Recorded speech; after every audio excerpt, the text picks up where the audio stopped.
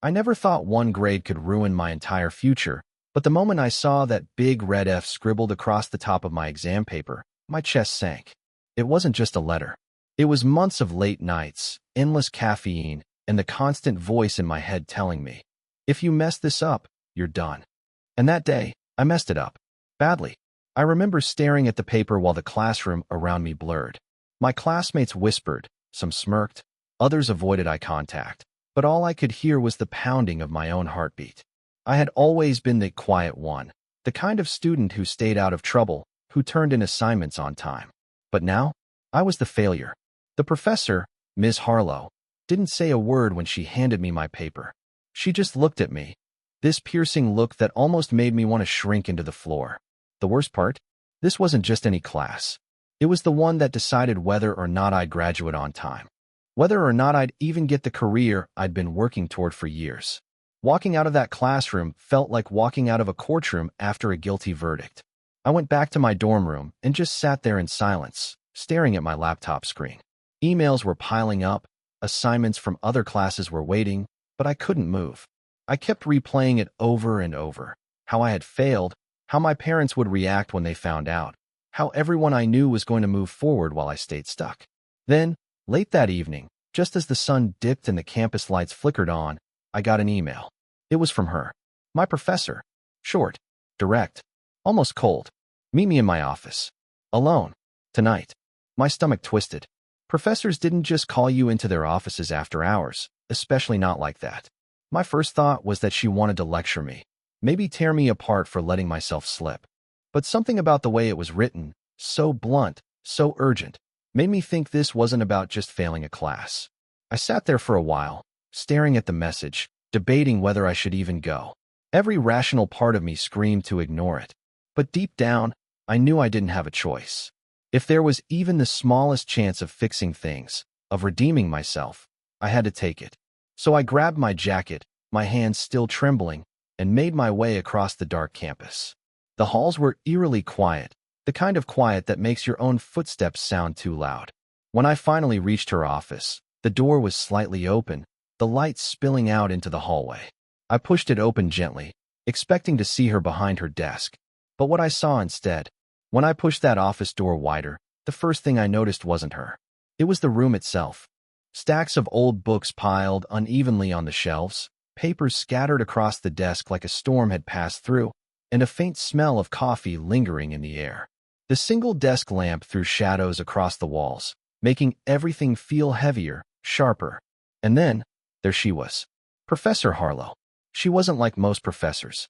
Younger than the others, maybe mid-30s, sharp features, always dressed immaculately in dark clothes that made her stand out against the dull campus. People whispered about her. Some admired her brilliance. Others said she was ruthless. I had never gotten close enough to know which was true. But one thing was certain. She had this way of looking at you that made you feel exposed, like she could see straight through every excuse, every lie. That night, she was leaning back in her chair, her arms folded, as though she had been waiting for me. Her eyes flicked up from a stack of papers and locked onto mine. No smile, no greeting, just silence. I felt my throat tighten as I stepped inside and closed the door behind me. "You know why you're here," she said, her voice low and controlled. I wanted to answer, but my mind scrambled. Did she mean the exam? My slipping performance? Or was this something else? I had been struggling for weeks, though no one knew. The truth was, it wasn't just about not understanding the material. I had been carrying the weight of too many things. Family problems back home, the pressure of scholarships hanging by a thread, and this gnawing fear that no matter how hard I worked, I'd never be enough. I thought I was hiding it well. Clearly, I wasn't. Professor Harlow leaned forward, folding her hands on the desk. Failure isn't just about grades. It's about patterns. And I've been watching yours. That hit me harder than the failing grade itself. Watching me. The way she said it made it sound like she knew more than she should. I shifted uncomfortably, my hands stuffed deep into my jacket pockets. No one ever really paid attention to me before. I wasn't the loud student or the popular one. I was the kid who slipped into class, took notes, and disappeared the second it ended. But the idea that she had noticed, tracked my mistakes, maybe even my habits, felt unsettling. "I don't usually call students in like this," she continued, her gaze never breaking. But with you, it's different. Her words left a heavy pause in the air. Different how? Was she pitying me? Or did she see something I couldn't? My pulse quickened. I wanted to ask, but before I could, she stood up slowly, walking around the desk. She moved with a calmness that almost felt rehearsed. Standing just a few feet away, she crossed her arms again, tilting her head as if she was deciding something in real time. Finally, she said, almost whispering, "There's something you need to know. But if I tell you, everything changes." I froze, my heart pounding against my ribs. Everything changes? What did that even mean? Her words rattled in my head. If I tell you, everything changes. I stood frozen in her office, trying to read her face, but her expression gave away nothing. My palms were sweating, and the silence between us stretched until it felt unbearable. Finally, I managed to choke out, "What do you mean?" Professor Harlow studied me for a moment, as if weighing whether I was ready for the answer. Then she stepped even closer, her voice quiet but firm. "You think this is just about failing a class. It's not. It's about you, and the choices you've been making without even realizing it." Her tone wasn't scolding, it was unsettling, like she knew something about me I didn't. My mind scrambled. Was she talking about my late assignments? The way I'd been zoning out in lectures? Or the fact that I'd skipped class more than once just to clear my head? I shook my head. "I don't understand." "You will," she replied, almost too calmly. Then she leaned against her desk, arms still crossed. "You're not the only one failing, you know. But the way you're failing, it's different. It's dangerous." Dangerous? The word made my stomach drop. My failing grade was a disaster, sure, but dangerous? That didn't make sense. Unless she knew something I didn't want anyone else to know. I thought back to the weeks before. The late nights wandering the library. The strange feeling that someone was watching me when I studied alone. The times I swore I heard my name whispered in the hall, but turned around to see no one there. Was that what she meant? Her gaze lingered on me, heavy, unblinking. "You've been careless. Leaving doors unlocked. Staying places you shouldn't. Talking to people you don't really know." And now, she trailed off, as if she'd said too much already. I felt a chill crawl up my spine. How could she possibly know these things? Unless she had been. A loud knock at the office door made both of us jump. Professor Harlow's eyes narrowed. She whispered quickly, almost urgently, "Don't say a word. Not yet." Then she moved toward the door, her hand hovering above the knob.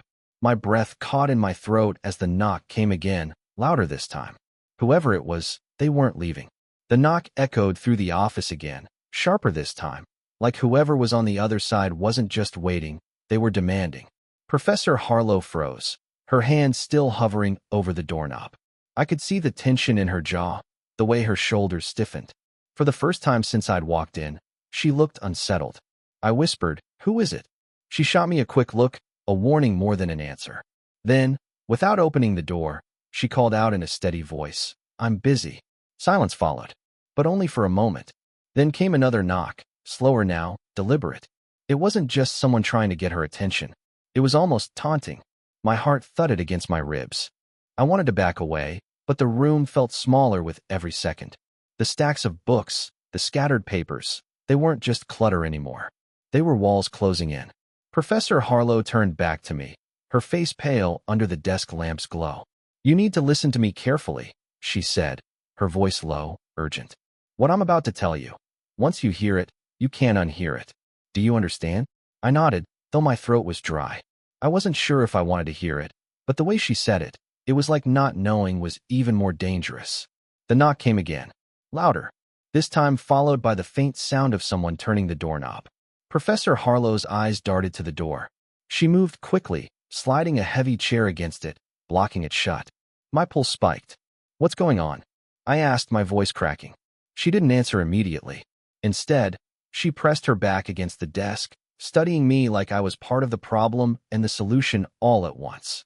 Finally, she said, "This isn't about a grade anymore. It never was. You've been pulled into something you don't understand, and failing that exam, it only put a target on you faster." The words didn't make sense, not fully, but they filled me with a dread I couldn't shake. A target? From who? Her lips parted like she was about to tell me. But then, the chair against the door scraped suddenly, shoved from the other side. Whoever was out there was stronger than they looked.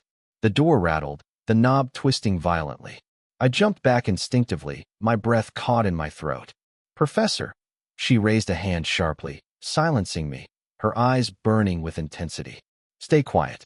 And no matter what happens, don't open that door. The pounding grew louder, more aggressive. The entire frame shook, each hit making my chest tighten. I glanced at her, desperate for answers, but she only leaned in close enough for me to hear her whisper, her words trembling but clear. They've already found you. The banging on the door stopped as suddenly as it began. The silence that followed was worse, unnatural, suffocating. I held my breath, straining to listen, but there was nothing. No footsteps, no voices, just nothing. Professor Harlow's eyes flicked to the door, then back to me. She whispered, "It's too soon. I didn't think they'd come for you yet." Her words made my stomach lurch.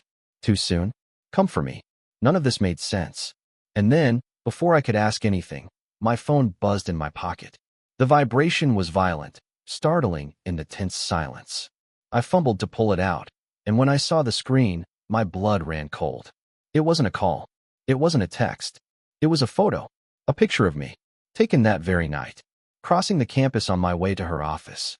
I looked up, my voice shaking. How? How did they? But before I could finish, the phone buzzed again. Another photo, this time, of me standing right here, inside her office. The timestamp was from seconds ago. Someone was watching us. Someone inside the building. My hands shook so hard I nearly dropped the phone. The glowing screen with that photo, me inside her office, taken just seconds ago, burned into my eyes. Professor Harlow snatched the phone from me, her face tightening.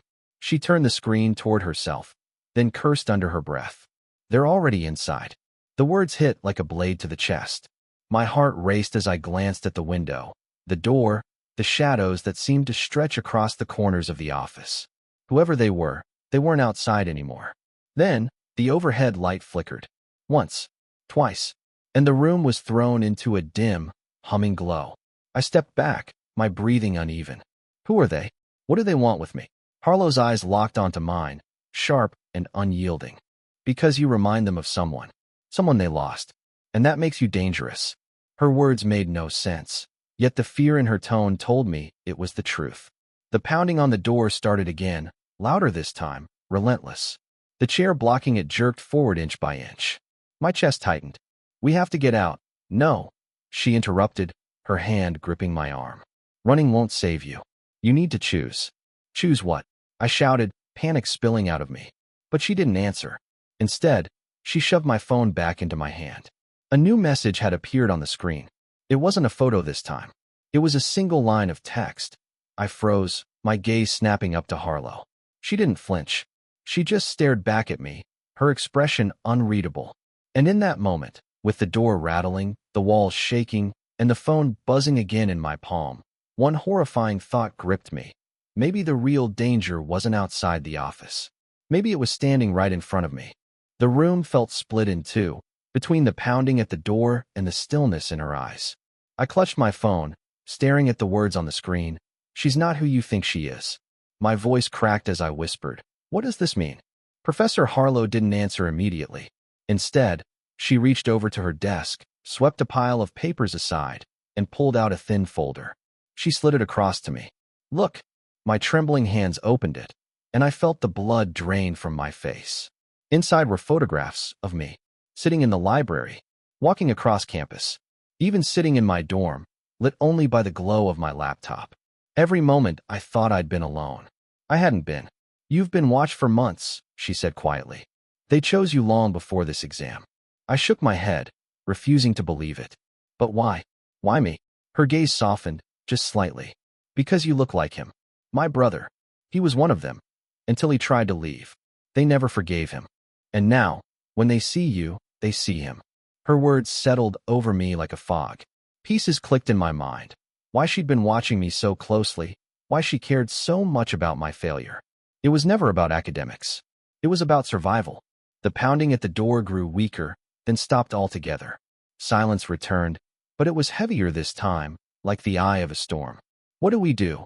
I asked, barely above a whisper. Professor Harlow exhaled slowly, almost like she'd been holding her breath this whole time. You have two choices. Pretend none of this ever happened, or walk away tonight, knowing your life will never be the same. I stared at her, my mind racing.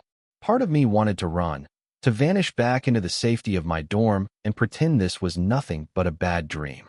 But another part of me, the part that had felt those eyes on me for weeks, the part that knew deep down this wasn't going to stop, couldn't. So I nodded. I'm not running. For the first time all evening, her expression softened into something almost human, a faint, tired smile. Then you're stronger than he was. She stood, moved the chair from the door, and opened it. The hallway beyond was empty, silent, lit by the dull glow of the exit sign. Whoever had been out there was gone. But as I stepped out, a final buzz shook my phone. Another message. Just 3 chilling words. See you soon. I froze, staring down at the screen. And though Professor Harlow gently urged me forward, part of me knew this wasn't the end. It was just the beginning. Sometimes, failing a class doesn't ruin your life. It pulls you into one you never asked for. One where the rules are different and the shadows are always watching.